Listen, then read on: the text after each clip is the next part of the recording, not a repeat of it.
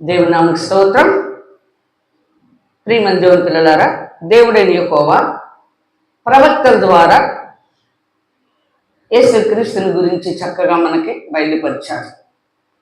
ముందుగానే ప్రవక్తలు ప్రవచించారు. యేసుక్రీస్తు కూడా ప్రవక్తల లేఖనములన్నీ కూడా క్రొత్త నిబంధనలో యేసు ప్రభువు ప్రవక్తల లేఖనాలన్నీ కూడా చక్కగా మనకి బయలుపరిచి బోధించాడు. బోధకుడు, ప్రధాన యాజకుడు, బోధకుడు యేసు ప్రభు, దేవుని యొక్క యాజకుడు, ప్రధాన యాజకుడు, యెహోవా యాజకుడు యేసు ప్రభు. అయితే యేసు ప్రభువుని గురించి దేవుడైన యెహోవా ప్రవక్తల ద్వారా మనకు కొన్ని విషయాలని బయలుపరిచాడు. ఇప్పుడు ముందుగా యేసు ప్రభు ఏం చెప్తున్నాడో మనం చూద్దాం. చూడండి, మత్తయి సువార్త 5వ అధ్యాయము, మత్తయి సువార్త 5వ అధ్యాయము 17వ వచనం మనం చదువుకుందాం. ధర్మశాస్త్రమునైనను ప్రవక్తల వచనములనైనను కొట్టివేయి వచ్చిత్రని తలంచవద్దు. నెరవేర్చుటకే గాని కొట్టివేయుటకు నేను రాలేదు. ఆకాశమును భూమియు గతించిపోయినే గాని ధర్మశాస్త్రం అంతయు నెరవేరు వరకు దాని నుండి ఒక పొల్లైనను ఒక సున్నాయినను తప్పిపోదని నిశ్చయముగా మీతో చెప్పుచున్నాను. కాబట్టి ఈ ఆజ్ఞలలో మిగుల అల్పమైన ఒక దానినైనను మీరి మనుషులకు అలాగు చేయ బోధించువాడెవడో వాడు పరలోక రాజ్యములో మిగుల అల్పుడు అనబడును. అయితే వాటిని గైకొని బోధించువాడెవడో వాడు పరలోక రాజ్యములో గొప్పవాడు అనబడును. శాస్త్రుల నీతి కంటెను పరిసయ్యుల నీతి కంటెను మీ నీతి అధికము కాని ఎడల మీరు పరలోక రాజ్యంలో ప్రవేశింపనేరని మీతో చెప్పుచున్నాను. ధర్మశాస్త్రాన్ని కొట్టివేశాడా యేసు ప్రభు? ప్రవక్తల లేఖనాలను కొట్టివేశాడా? వాటిని నేను కొట్టివేయి వచ్చిత్రాన్ని తలంచొద్దు, నెరవేర్చుటకే వచ్చాను అన్నారు. ధర్మశాస్త్రంలో దేవుడు చెప్పిన ప్రకారము, ధర్మశాస్త్రంలో బయలుపరిచిన ప్రకారము, ధర్మశాస్త్రమును ప్రకారం ఎవరైతే బోధిస్తారో వారు గొప్పవాడు అనబడును. పరలోక రాజ్యంలో గొప్పవాడు. ధర్మశాస్త్ర ప్రకారం బోధించని వాడు మిగులు అల్పుడు అనబడు. అంటే ధర్మశాస్త్రమును దేవుని రాజ్యమునకు ఏమాత్రము వారసుడు కాదు. యేసు ప్రభు పలికిన మాటలు ప్రవక్తల ద్వారా యెహోవా, దేవుడైన యెహోవా ప్రవక్తల ద్వారా యేసుక్రీస్తుని గురించి చక్కగా బయలుపరిస్తే యేసుక్రీస్తు కూడా ప్రవక్తలు ఏ విధంగా ప్రవచించారో మనకు చక్కగా బయలుపరిచారు. చూడండి, యెషయా గ్రంథము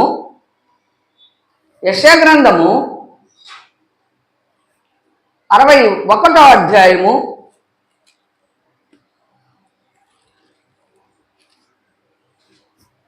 61వ అధ్యాయము 1వ వచనం నుండి మనం చదువుకుందాం.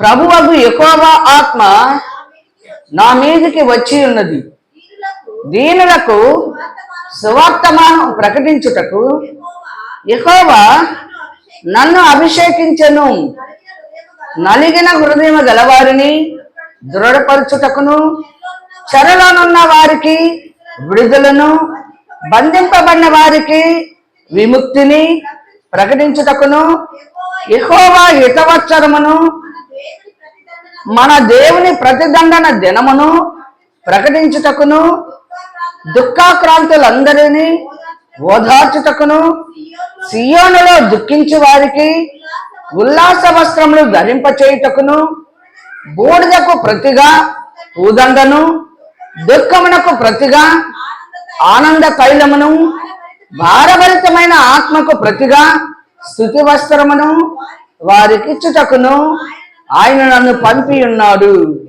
యెహోవా తన్ను మహిమపరుచుకొనున్నట్లు నీతి అను మస్తకి వృక్షములనియు యెహోవా నాటిన చెట్లనియు వారికి పేరు పెట్టబడును. కనుక ప్రియమైన దేవుని బిడ్డలారా, యేసు ప్రభు భూమి మీద ఏమేమి పనులు చేయాలో, ఆయన ద్వారా ఏమేమి పనులు జరగాలో ప్రవక్త ద్వారా ముందుగానే యేసు ప్రభుని గూర్చి దేవుడైన యెహోవా బయలుపరిచాడు. ఇక్కడ మనం చదువుకున్నవన్నీ కూడా ప్రియమైన దేవుని బిడ్డలారా, ప్రభువుకి యెహోవా ఆత్మ నా మీదికి వచ్చి ఉన్నది. చూసారా, ఎవరి మీదకి వచ్చి ఉన్నది? యేసు ప్రభు మీదకి వచ్చి ఉన్నది. దీనులకు సువర్తమానము ప్రకటించుటకు యెహోవా నన్ను అభిషేకించను. దీనులు అంటే రాజ్యానికి వారసులయ్యే వారికి సువార్తను ప్రకటించటానికి దేవుడు నన్ను అభిషేకించను.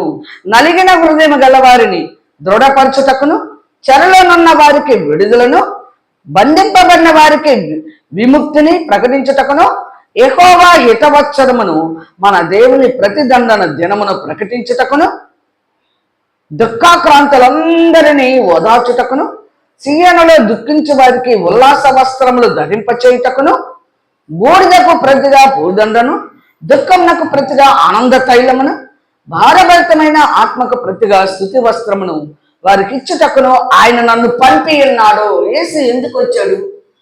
ఇక్కడ రకరకాలుగా అపవాది చేత పీడించబడుతూ, బాధించబడుతూ, వేధించబడుతూ, రకరకాలుగా చెరలోకి పోయిన వారందరిని విడిపించటానికి, పాపం అనే చెరకు వెళ్ళిన వారందరిని విడిపించటానికి దేవుడు తన కుమారుని అభిషేకించి, తన ఆత్మను తన కుమారుడి మీద ఉంచి అభిషేకించి దేవుడు తన కుమారుని లోకానికి పంపించాడు.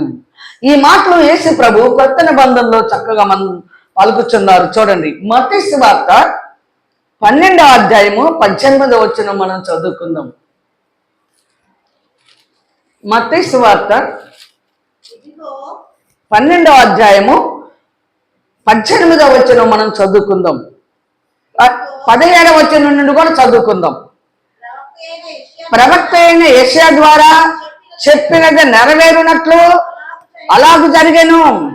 అదేమనగా, ఇదిగో ఈయన నా సేవకుడు, ఈయనను నేను ఏర్పరచుకొంటిని, ఈయన నా ప్రాణమునకు ఇష్టుడైన నా ప్రియుడు, ఈయన మీద నా ఆత్మను ఉంచదను, ఈయన అన్ని జనులకు న్యాయ విధిని ప్రచురము చేయును, ఈయన జగడమాడడు, కేకల వేయుడు, వీధులలో ఈయన శబ్దం ఎవరికి వినబడదు, విజయమందుటకు న్యాయ విధిని ప్రబలము చేయ వరకు ఈయన నలుగిన రెల్లును విరవడు, మకమకలాడుచున్న అవిసెనారను ఆర్పడు, ఈయన నామమందు అన్య జనులు నిరీక్షించదురు అనున్నదియే. కనుక ప్రియమైన దేవుని బిడ్డలారా, యెషయా ప్రవక్త ప్రవచించిన లేఖనములను యేసు ప్రభు జ్ఞాపకం చేస్తున్నాడు. యేసు ప్రభు గురించి, యేసు ప్రభు ఏం చేస్తాడో, దేవుడు యేసు ప్రభుని ఈ భూమి మీదకి ఎందుకు పంపించాడో యెషయా ప్రవక్త చక్కగా ప్రవక్త ద్వారా దేవుడు బయలుపరిచాడు. ఏ విషయంలో ఎందుకు పంపించాడో, ఎవరెవరికి రక్షణ విమోచన కలుగు చేయటానికి, ఎవరెవరికి మరి విముక్తి, పాపం అనే చెరలో ఉన్న వారికి విముక్తి కలుగు చేయటానికి, రకరకాల పాపంలో ఉన్న వారిని విడుదల చేయటానికి దేవుడు మరి యేసు ప్రభుని పంపిస్తున్నానని యెషయా ప్రవక్త ద్వారా ముందుగానే బయలుపరిచి, ఇక్కడ ప్రియమైన దేవుని బిడ్డలారా, మరి యేసు ప్రభు మరి యెషయా ప్రవక్త ప్రవచించింది, ఈ మాటలు ప్రవచించాడు కదా. కనుక నేను ఎందుకు వచ్చానో, ఆయన సేవకుడిని. యేసు ప్రభు చూడండి, ఇదిగో ఈయన నా సేవకుడు అంటున్నాడు దేవుడు. ఈయనే నా సేవకుడు, ఈయనను నేను ఏర్పరచుకుంటుని. చూసారా ప్రియమైన దేవుని బిడ్డలారా, యేసు ప్రభుని ఏర్పరచుకున్నాడు అంటారు. ఈయన నా ప్రాణమునకు ఇష్టడైన నా ప్రియుడు, నా పనంతా జరిగిస్తాడు. నమ్మకమైన సత్య సాక్షి యేసు ప్రభు. ఈయన అన్ని జనులకు ఈయన మీద నా ఆత్మను ఉంచి ఉన్నాను. దేవుని ఆత్మ యేసు ప్రభు మీద ఉన్నది. ఈయన అన్ని జనులకు న్యాయము న్యాయ విధిని ప్రచురము చేయును. అన్ని జనులను కూడా, అంటే 3 వంశముల వారు ఉన్నారు. ఈ 3 వంశముల వారికి న్యాయము జరిగించటానికి వెలుగుగా యేసు ప్రభుని దేవుడి లోకానికి పంపించాడు. చూసారా, అన్ని జనులు నశించి నరకాన్ని పోవటం ఏమాత్రం దేవుడికి ఇష్టం లేదు. 3 వంశముల వారు ఉన్నారు భూమి మీద. నోవాకు 3 కుమారులు 3 వంశముల వారు. ఈ 3 వంశముల వారు భూమి అందంతా వ్యాపించారు గనక సర్వలోక నివాసులందరి కొరకు లోక రక్షకుడైన యేసు ప్రభుని దేవుడు ఈ లోకంలోకి పంపించాడు. ముందుగానే ప్రవక్త ద్వారా బయలుపరిచాడు. ఈయన నా సేవకుడు, ఈయన నేను అభిషేకించాను.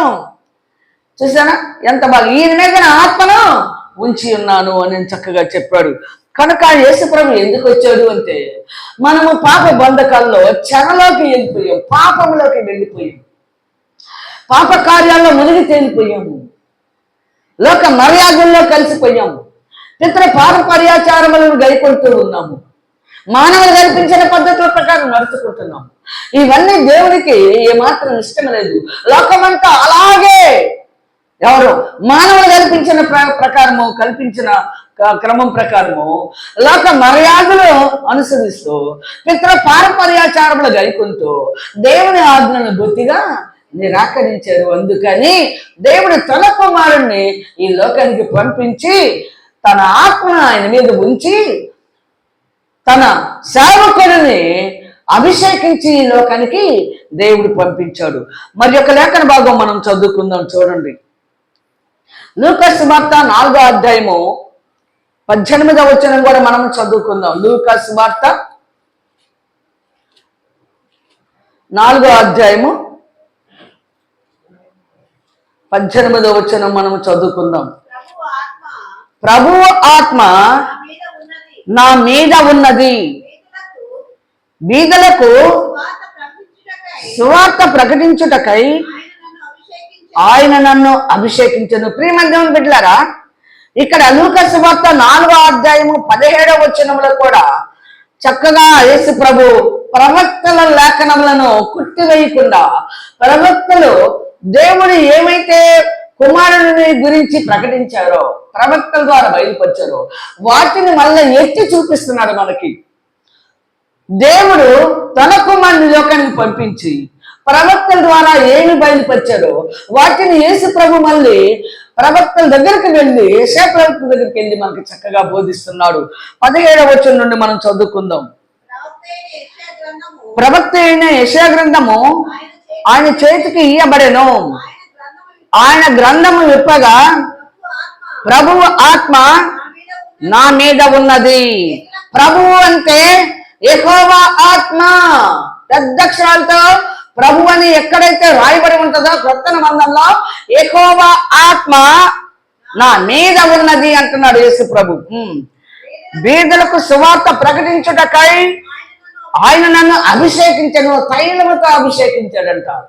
తన కుమారుని మీద ఆత్మను ఉంచాడు, కుమారుని అభిషేకించాడు కూడా. యెహోవా ఆత్మ యేసు ప్రభు మీద ఉంచి యేసు ప్రభుని అభిషేకించాడంట దేవుడైన యెహోవా. చెరలోనున్న వారికి విడుదలను, గుడ్డె వారికి చూపును కలుగునని ప్రకటించుటకును, నలిగిన వారిని విడిపించుటకును, యెహోవా హితవత్సరము ప్రకటించుటకును ఆయన నన్ను పంపి ఉన్నాడు అని రాయబడిన చోటు ఆయనకు దొరికెను. యేసు ప్రభు ధర్మశాస్త్రం తీసుకొని ప్రకటిస్తా ఉన్నాడు, బోధిస్తున్నాడు. దేవుని ఆలయానికి వెళ్ళి యేసు ప్రభు బోధిస్తాడు. విశ్రాంతి దినమున దేవుని ఆలయానికి వెళ్ళి బోధిస్తాడు బోధకుడు, దేవుని యాజకుడు, దేవుని ప్రేమ బిడ్డలారా, ప్రధాన యాజకుడైన యేసు ప్రభువు దేవుని ఆలయంలోకి వెళ్ళి యెషయా ప్రవక్త ప్రవచించిన లేఖనములు ధర్మశాస్త్రం తీసుకొని ఈ లేఖనాలు చదివి దాన్ని చుట్టి అక్కడ పెట్టి, నేను ఎందుకు వచ్చానో తెలుసా, నేను ఎక్కడి నుండి వచ్చానో మీరు తెలుసుకోండి. ఎవరి ఆత్మ నా మీద ఉందో తెలుసుకోండి. ఎవరు నన్ను అభిషేకించారో తెలుసుకోండి. ప్రేమ దేవుని బిడ్డలారా, నన్ను ఎందుకు పంపించాడు ఈ లోకానికి? ప్రేమ దేవుని బిడ్డలారా, చెరలో ఉన్న వారికి విడుదల దయచేయటానికి, బంధించబడిన వారిని విడుదల చేయటానికి. చెరలో అంటే పాపమనే ఊబిలో ఉన్నవారు, పాపమనే ఊబిలో ఉన్న వారిని లేవనెత్తటానికి, జగడగల దొంగ ఊబి నాశనకరమైన గుట్టలో చిక్కుకొని పోయిన ఈ లోక మర్యాదలే. చూడండి, నేను తప్ప వేరొక దేవుడు మీకు ఉండకూడదంటే మరి అందుకే అన్ని జనులకు వెలుగుగా వచ్చాడు. దేవుడు ఎవరో తెలియపరచడానికి, దేవుడి కుమారుడు ఎందుకు వచ్చాడో, దేవుడి కుమారుడు దేనికి వచ్చాడో, దేవుడు ఎందుకు పంపించాడో మనకు తెలియపరచడానికి దేవుడిని యెహోవా ప్రవక్త అయిన యెషయా ప్రవక్త ద్వారా బయలుపరిచి, ఆ బయలుపరిచిన మాటలు క్రొత్త నిబంధనలో యేసు ప్రభు మనకి బయలుపరుస్తున్నాడు. చూసారా? దేవుడైన యెహోవా ప్రవక్త యెషయా ప్రవక్త ద్వారా నన్ను గురించే ప్రకటించాడు, బయలుపరిచాడు. అందుకే ఇతడు నా సేవకుడు అంటున్నాడు,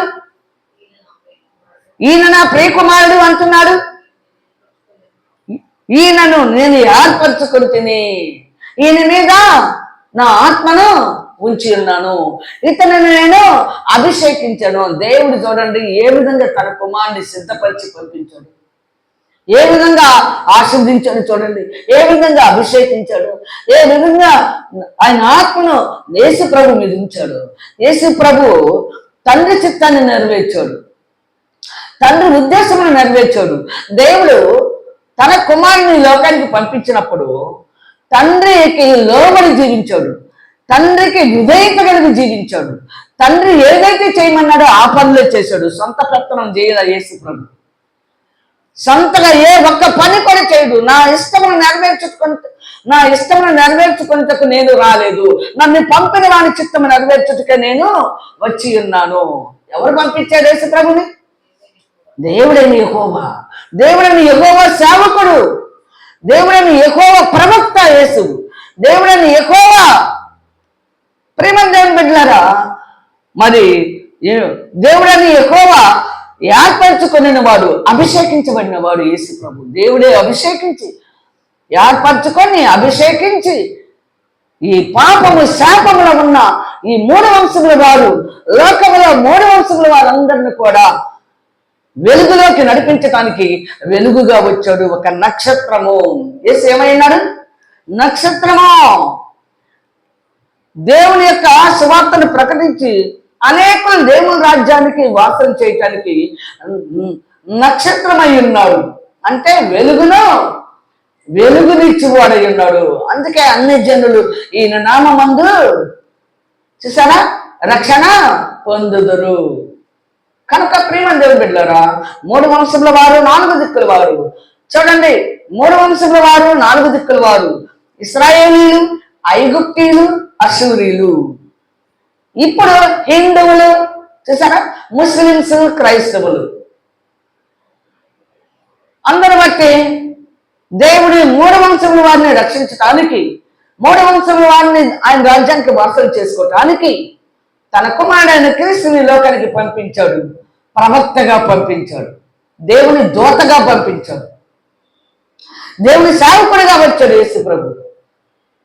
ప్రేమ దేవుని బిడ్డలారా, లోక రక్షకుడుగా. దావీదు పట్టణమందు నేడు రక్షకుడు మీ కొరకు దేవుడు కాదు, రక్షకుడు పుట్టాడు. దేవుని కుమారుడు రక్షకుడుగా ఈ లోకానికి వచ్చాడు. కనుక నీవు నేను మనందరం కూడా ఆయన ఏ పనులు చేయటానికి వేటిని మరి ఈ భూమి మీద ఉన్న మానవులందరినీ ఏ విధంగా రక్షించాలో, ఏ విధంగా కాపాడాలో, ఏ విధంగా దేవుని రాజ్యానికి వాసం చేయాలో పరలోక రాజ్య సువార్తను ప్రకటించుటకే యేసు ప్రభువుని దేవుడు ఈ లోకానికి పంపించాడు. అందుకే ఆయన ప్రధాన యాజకుడు, విశ్రాంతి దినమునకు ప్రభువై ఉన్నాడు, ప్రధాన యాజకుడై ఉన్నాడు. కనుక లేఖనాల్లో ఏది రాయబడి ఉన్నదో, క్రీస్తు ఏది నెరవేర్చాడో, దేవుడు ఏది బయలుపరిచాడో, క్రీస్తు ఏది నెరవేర్చాడో అవే మనం నెరవేర్చాలి, ఆ ప్రకారమే నడవాలి. అప్పుడే మనము తండ్రిని కుమారుని ఎరిగిన వారి నిత్య జీవమునకు వారసులు. కనుక నీవు నేను మనందరం కూడా తండ్రిని గురించి, కుమారుని గురించి, ప్రవక్తలు ప్రవచించిన లేఖనాల గురించి మనం తెలుసుకొని, మనమందరం కూడా తండ్రిని కుమారుని గురించి మనం తెలుసుకొని, కుమారుడు చూపించిన మార్గములలో మనం నడుచుకొని నిత్య జీవమునకు వారసులగినట్లుగా సిద్ధపడి అనేక మందిని సిద్ధపరచుకుందాం. దేవుడు తన వాక్యము దీవించునుగాక. ఆమేన్, ఆమేన్.